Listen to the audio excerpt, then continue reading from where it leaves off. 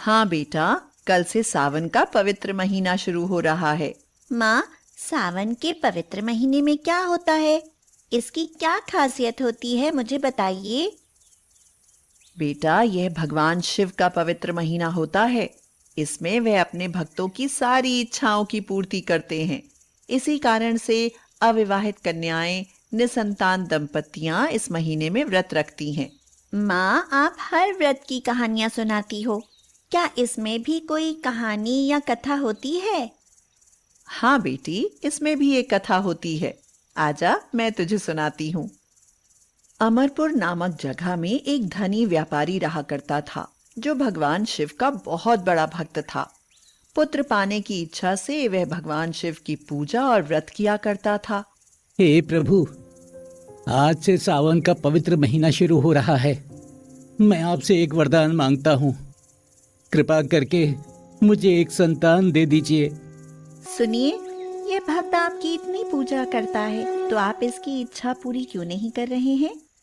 हाँ, मुझे क्या थे पार्वती, ये मेरा बहुत अच्छा भक्त है और अटूट भावना से मेरी पूजा करता है, परंतु इसकी किस्मत में संतान का योग नहीं है।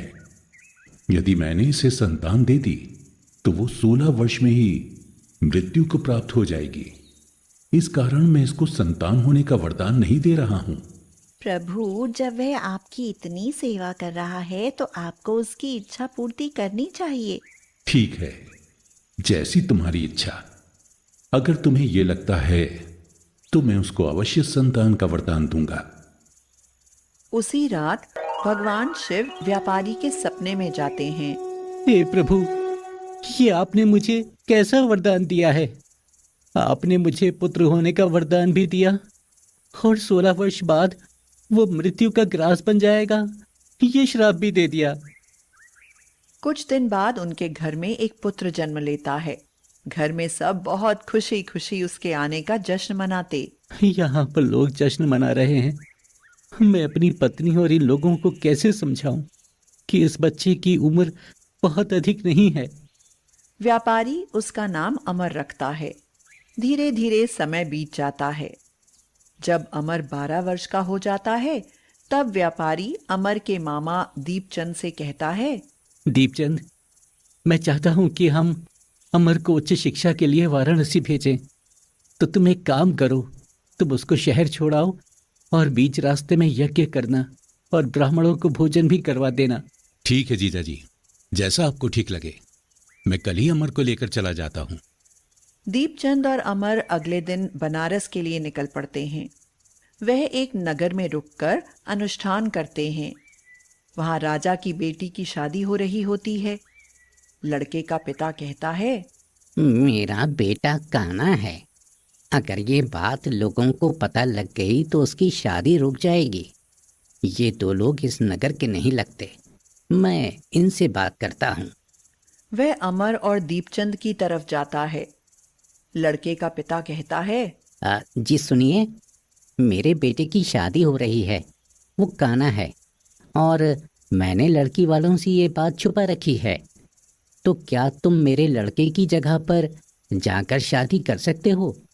मैं इसकी जगह तुमको बहुत सारा पैसा दे दूंगा। ठीक है, हमें कोई दिक्कत नहीं है।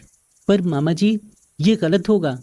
बेटा, इसमें भी हम किसी की मदद कर रहे हैं, इसलिए मदद करने में कुछ भी गलत नहीं होता है।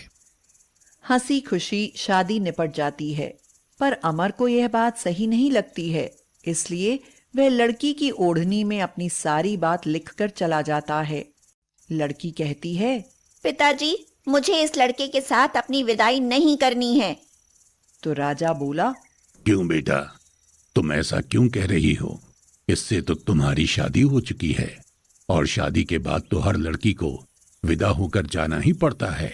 नहीं, मेरे संग जिस लड़के ने शादी करी है, वह तो बनारस में अपनी पढ़ाई के लिए जा रहा था और यह लड़का काना है।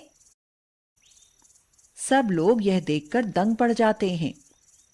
अमर अपने मामा के साथ बनारस पहुंचा। वहां उसने शिक्षा लेनी शुरू कर दी। ऐसे ही समय बीता और अमर का 16वां जन्मदिन भी आ गया।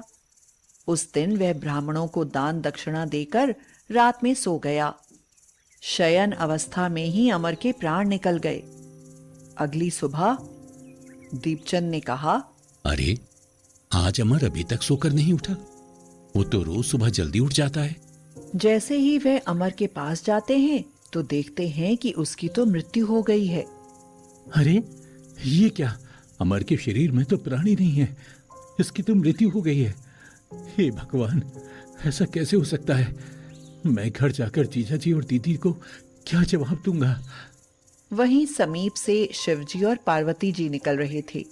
पार्वती जी बोली, प्राणनाथ, यह व्यक्ति क्यों रो रहा है? कृपया इसका दुख दूर करिए।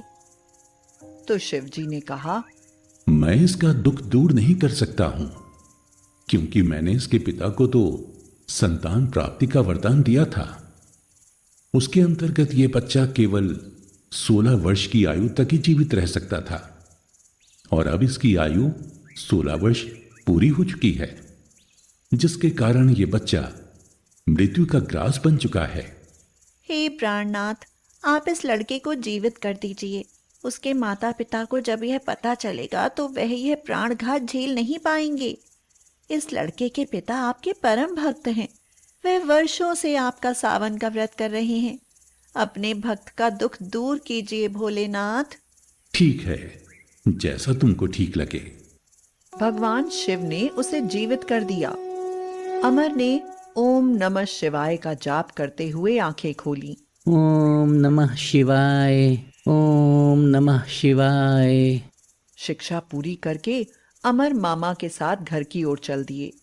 रास्ते में वह नगर पड़ा जहां अमर का विवाह हुआ था। अमर ने मामा जी से कहा, मामा जी, मैं यहाँ रुककर अनुष्ठान करना चाहता हूँ। तो दीपचंद बोले, ठीक है, जैसा तुमको ठीक लगे। तभी वहां से राजा गुजरा तो राजा ने अमर को पहचान लिया। राजा मन ही मन सोचने लगा, अरे, ये तो वही लड़का है जिसने मेरी बेटी से शादी की थी। वह अमर के पास जाता है और कहता है, बेटा, मेरी बेटी तुम्हारे वियोग में अभी तक बैठी हुई है। तुम दोनों का विवाह हुआ है, अब वो तुम्हारी धर्म पत्नी है। राजा ने अपनी पुत्री को अमर के साथ विदा किया। वहीं व्यापारी और उसकी पत्नी दोनों उदास थे। उन्होंने प्रतिज्ञा करी थी कि यदि उनका पुत्र जीवित नहीं रहा तो वह भी अपने प्राण त्याग देंगे। उसी रात भगवान शिव व्यापारी के सपने में आते हैं और कहते हैं, पुत्र, मैंने तेरे सोमवार के व्रत करने से प्रसन्न होकर तेरे पुत्र को लंबी आयु प्रदान की है। अगली सुबह जब व्यापारी ने अपने पुत्र के साथ बहू को देखा तो वह काफी प्रसन्न हुआ। व्यापारी और उसका पूरा परिवार हंसी खुशी मिलजुल कर रहने लगता है। शास्त्रों में लिखा है कि जो स्त्री पुरुष सोमवार का विधिवत व्रत करते हैं और कथा सुनते हैं, उनकी सभी इच्छाएं पूरी होती हैं।